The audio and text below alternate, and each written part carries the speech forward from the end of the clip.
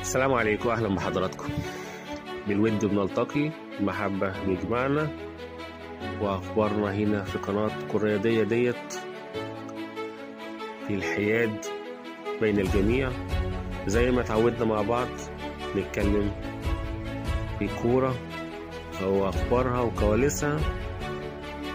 تعالوا نشوف ايه النهاردة عندنا في قناتكم الرياضية. من الاخر احداث كتيرة خلال الجولة الثانية من الكورة والدوري النايل، الدوري الممتاز لكرة القدم المصري.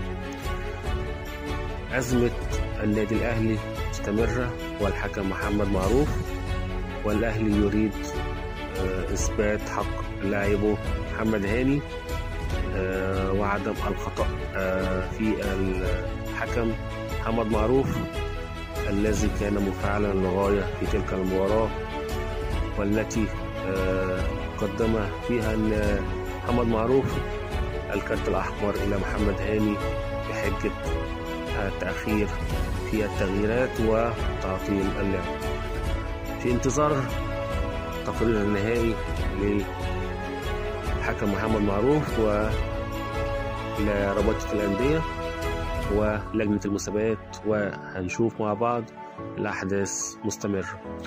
نادي الزمالك هو الآخر ترجع ريما لعادتها القديمة.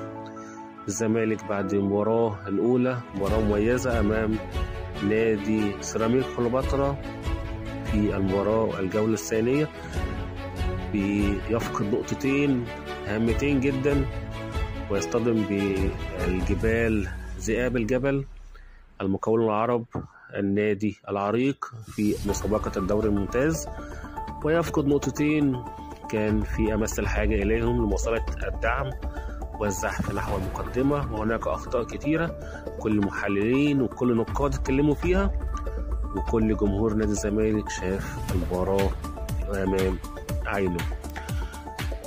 نتمنى ما نحكمش بسرعة على التجربة. نتمنى من جمهور نادي الزمالك دعم التجربة ودعم الفريق حتى النهاية، والعودة مرة أخرى إلى الزحف نحو المقدمة.